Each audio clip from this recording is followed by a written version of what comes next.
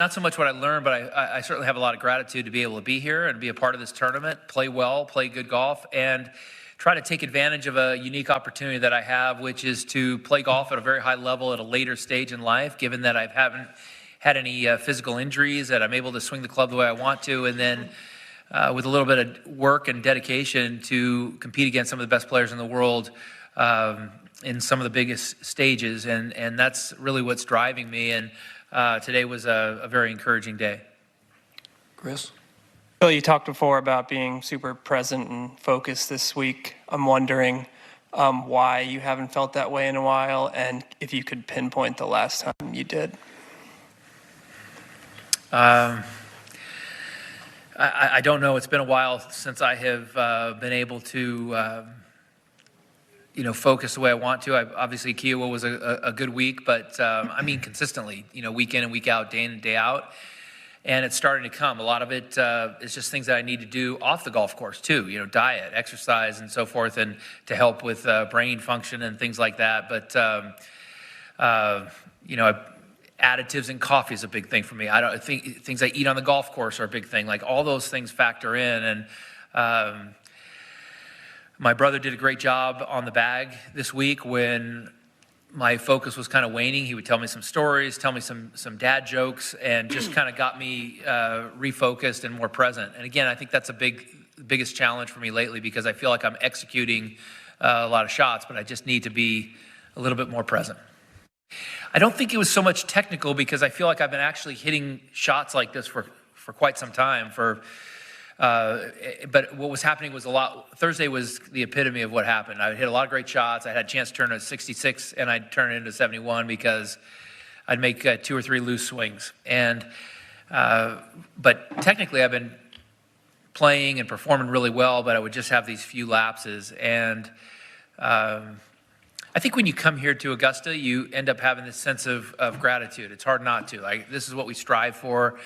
And there's a kind of a calm that comes over you, the fact that we get to play and compete in this Masters, and I think we've all been very appreciative of that. And I know after missing last year, to be here this year, it means a lot to me, and it means a lot to me to be a part of this tournament going forward. I love everything about this, because it's what I dreamed of as a kid to be a part of, and I've got so many great memories wrapped up here at Augusta. Joy? Phil, you and your brothers have been mentor to Jon. Did you see a major champion or a Masters champion in him when you started talking to him first? And just tell us about what you thought of his performance over here.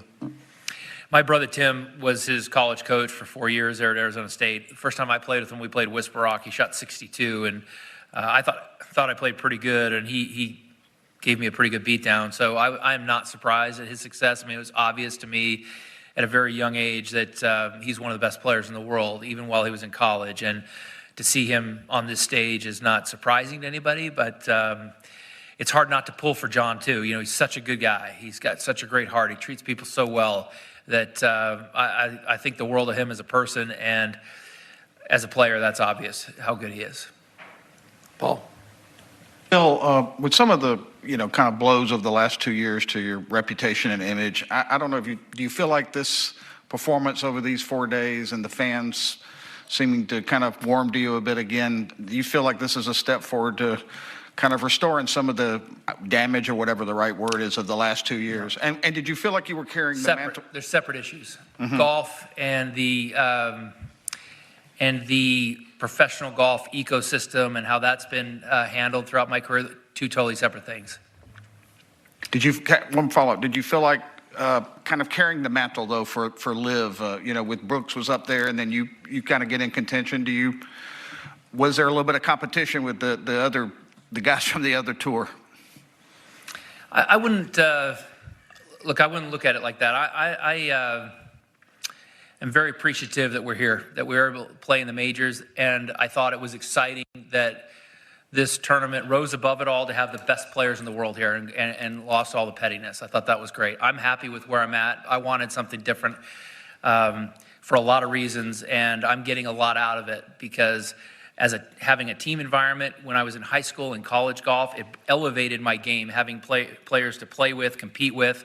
It brought a great energy and excitement, and that's what this is doing for me at LIV. I'm not saying it's for everybody, but it's been awesome for me, and I love it. And I'm excited to go play in Australia, but I don't want to.